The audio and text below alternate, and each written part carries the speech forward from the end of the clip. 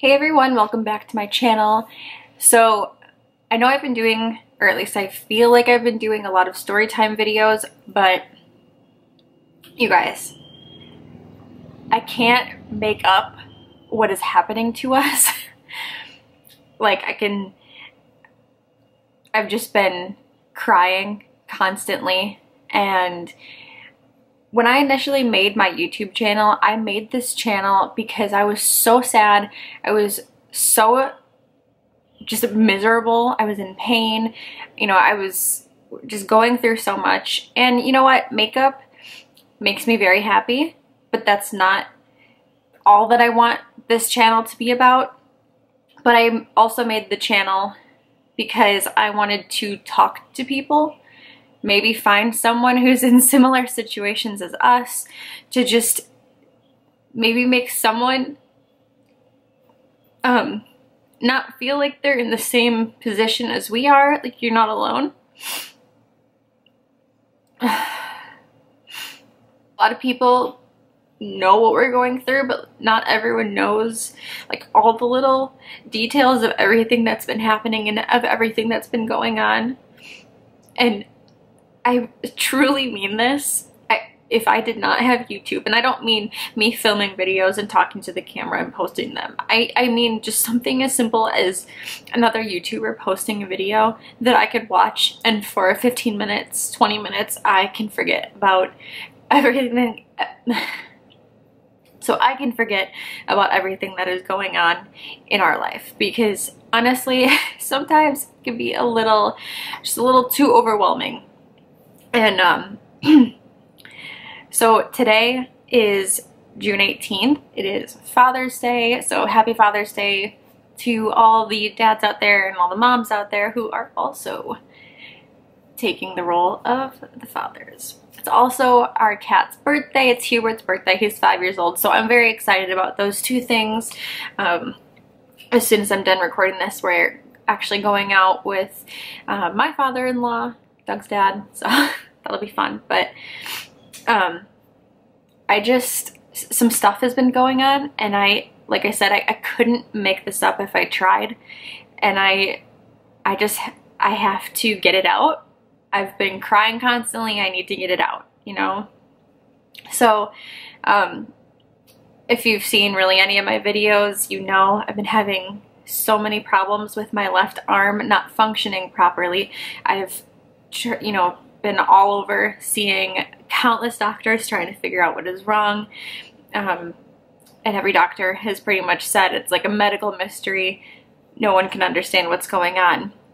I've had so many scans, every kind of imaging you could possibly have, every test you could have done, and nothing makes sense. Nothing had been making sense. So finally I was diagnosed with thoracic outlet syndrome. When was that? I don't know, maybe like March, somewhere around there. But then everyone was saying, no, that's not what it is. That's not what it is. Something is wrong with your spine again. So I ended up having this one image taken, and this is like the working theory is that, and I feel like I should know more about this, but I don't. I believe that there's a difference between a disc bulge and then a herniation. Like I think I don't know the full difference, but I think a bulge is like the material on the inside of the disc starts to kind of come out of the disc, you know, like a bulge. Well, all my imaging was never showing that anything was happening in my spine. So, and I would have good days and I would have bad days. I would have days where I was like, oh, maybe it was just a weird day. Maybe my arm is fine. And then I'll have days on end when I can't even lift my arm. So anyway, I had this image done, and I finally went back to go see my neurosurgeon. When was this? This is Thursday, this past Thursday. And he said, you have a huge, I don't know if it was bulge or herniation, that is almost worse than the initial situation of, you know, when we were in the car accident. This one's almost worse. Still caused from the car accident, but it's pinching my spinal cord like So there's definitely an issue. I need to have my 3rd spinal fusion surgery. We're doing a few more tests to just kind of determine, you know, how many more levels we have to treat. Anyway, so long story short, I need to have this surgery. And my doctor, his team, everyone was like, we need to get this done as soon as possible. So it's scheduled for July 7th that I'm supposed to have my 3rd spine surgery. And I'm so excited. I mean, who's excited for surgery, but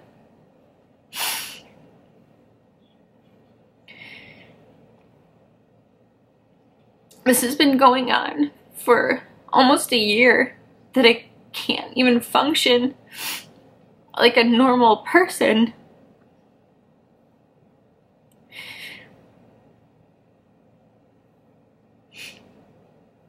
Like, I just want to be able to go to work like a normal person.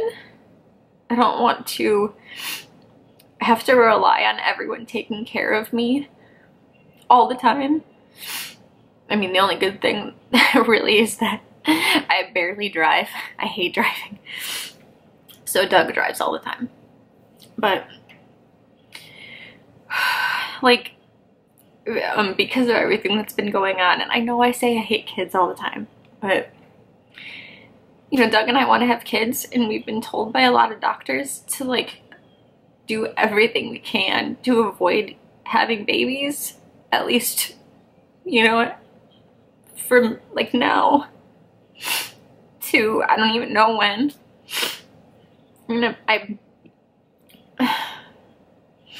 Our life has just been put on hold. So many things, so many bad things just keep happening one after the other. It's like just when you think something good is happening, just when you think you're in the right direction, just kidding. So I scheduled this procedure for July 7th, which is a little less than 3 weeks away, and I'm so excited to have it done because I'm really hopeful that it will correct the situation. And I mean, I may not ever be able to be a hygienist again, so I still have to accept that. But if I can have a functioning arm and be out of my excruciating pain every day of my life, that would be amazing. Everything is scheduled and set up, and I get a phone call the next day, I believe it was. And of course, everything always happens on a Friday, like the end of the day on a Friday. So whenever there's some issue, you know, it's the end of the week and you can't do anything about it until Monday. So I get this phone call from my surgeon's office, and it is from the billing department. So she calls me and she tells me that I have this enormous outstanding balance, which I'm very well aware of. It's like, just for this one office, it's over $24,000. My doctor is very well aware of the situation. He took us on as a special case to treat us. His office normally doesn't treat people in our situation, but he took us on and has allowed us to have all this work done, all these procedures done, you know, and then he'll get paid when our lawsuit is settled. And so my first surgery, we were fine. My second surgery, long fucking story, but basically from my second surgery, I owe over $24,000. And something in the legal world is a letter of protection, which allows people to have medical treatment done who don't have the money for it. So they have this letter is sent from your attorney, and it promises that they will get paid as soon as the lawsuit settles, so that the patient can have treatment. And we've provided this office with multiple letters of protection, and they've accepted them and let us have treatment all these other times, which between Doug and I has been 3 times. She tells me that they are not letting me have my procedure until I pay $24,000. And I'm like, you guys know that we're in the lawsuit. We've given you letters of protection. You know, they understand what's going on. The doctor is perfectly fine with everything happening. And she tells me that that's not the way it works, and letters of protection mean nothing, and I'm not having anything until I pay $24,000. Okay, let me just pull that out of my ass. Did you want that in 10s and 20s? Or did you want it in large bills?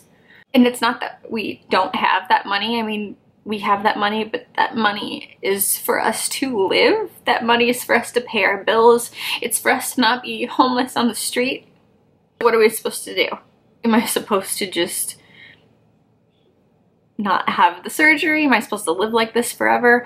Does anyone know which limb gets you the most money in the scientific community? If I cut it off my body and donated it to science? Just like I said, it happens on Friday afternoon, like when everything is closing and there's nothing you can do. So hopefully, I'm gonna try and stay positive that somehow something can be figured out so that I can have this procedure and I can get better and move on. So that's like the first big thing that I'm just... So also, if you've been watching my videos, we are in the process of moving. Yay! So we were supposed to move on May 23rd, and as I mentioned in other videos, our apartment complex is renovating. They're, you know, fixing up all the apartments, and so certain apartments become available whenever they're finished. So we, you know, had our paperwork that we were going to move on May 23rd. Something happened, it got pushed back, and honestly we were like, you know what, it's fine, it's okay, take whatever time you need. Actually, we ended up pushing out the move date to what is supposed to be this Tuesday, June 20th. Yeah, June 20th.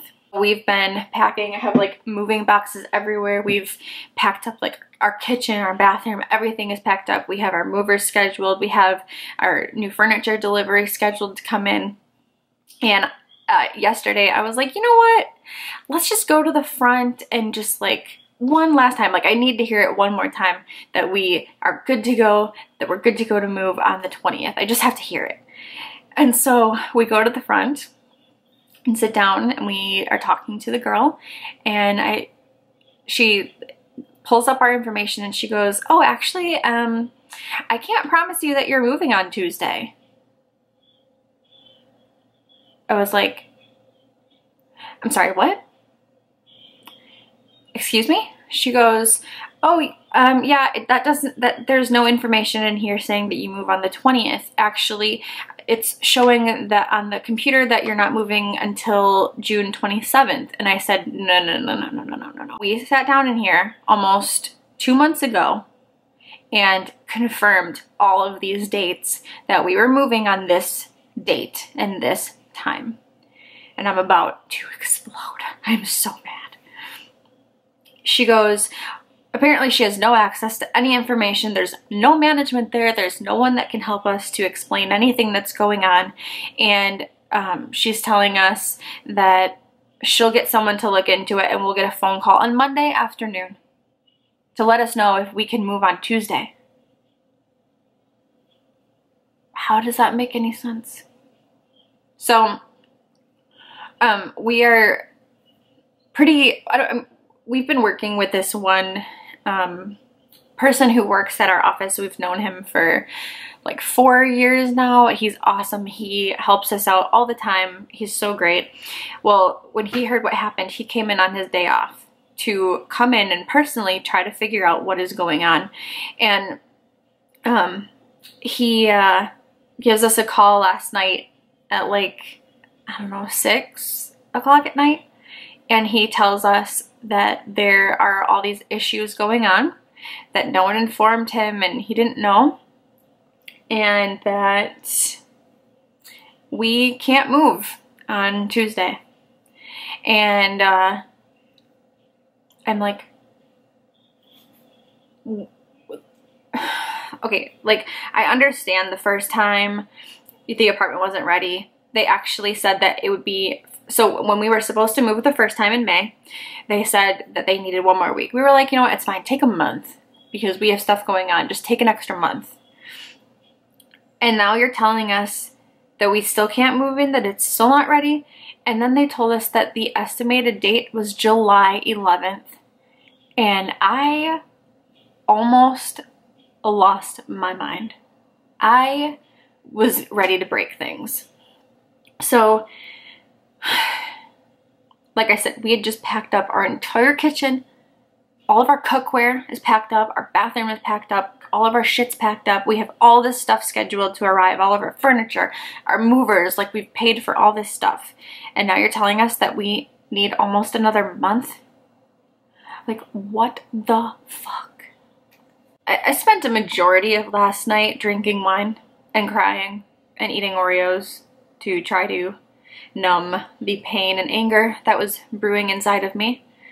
So anyway, we're supposed to get a phone call tomorrow to give us a better idea of when we can move. At this point, honestly though, I'm about ready to say, like, forget it and we'll move somewhere else because this is just so messed up. Oh, and that was the other part that was just so incredible. So now they're telling us July 11th. I'm having spine surgery on July 7th, we're supposed to. How is my husband supposed to move the apartment and take care of me?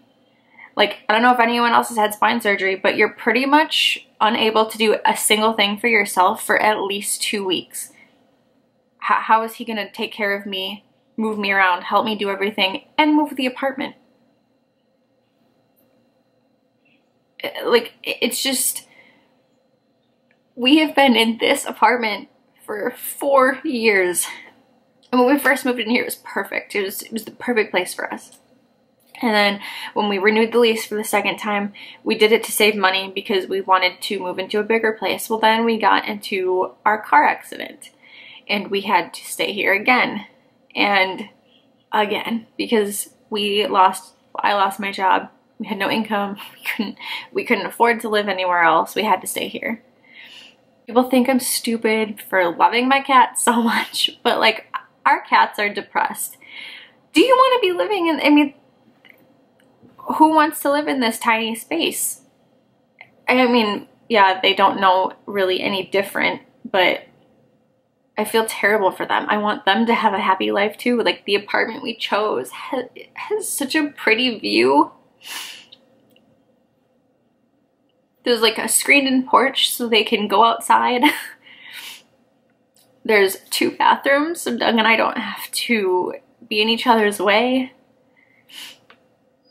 And all we wanted, all that we were looking forward to was this move. Like, that was just getting us through all these difficult times, you know? We were so excited. We have all this brand new furniture that we got because all of ours is broken and destroyed. Just so frustrated, like one thing after the other. Like, we cannot catch a break.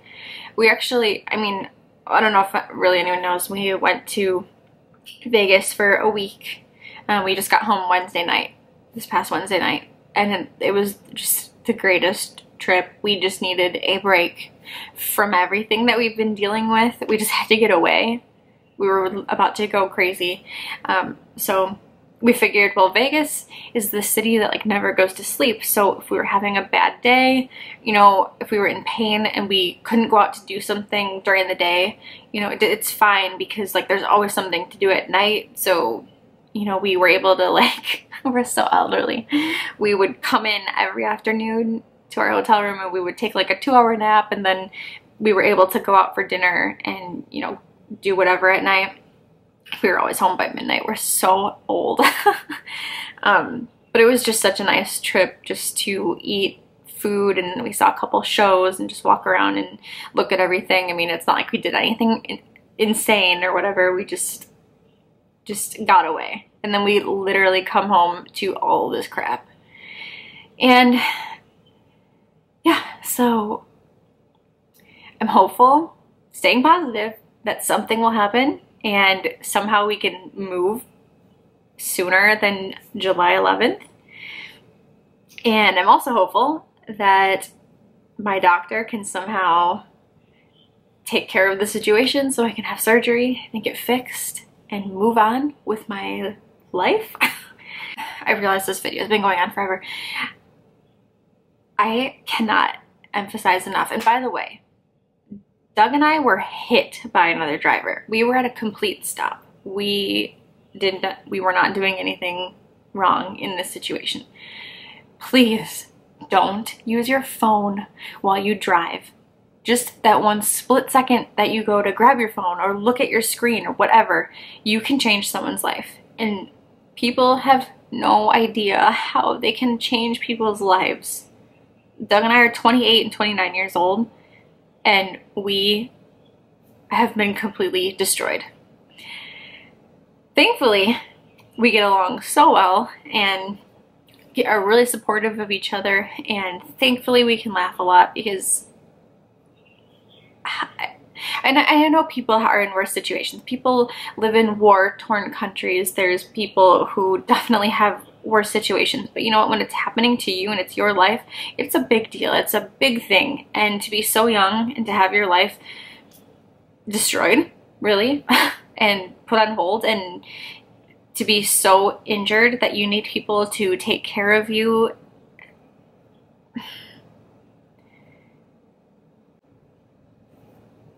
Just please don't use your phone when you drive. Please. Just, even if you think it can never happen to you. We didn't think it was ever going to happen to us, but here we are. So please let our situation, like, remind you, or I don't know, just please learn from our situation. Please learn from what's happened to us. Please don't use your phones when you're in a vehicle. Thank you guys so much for watching, for spending time with me, for listening to my ridiculous story about everything that's going on. And now I'm gonna go have a margarita and some tacos with my father-in-law. So have a great day. I'll see you in the next one. Bye.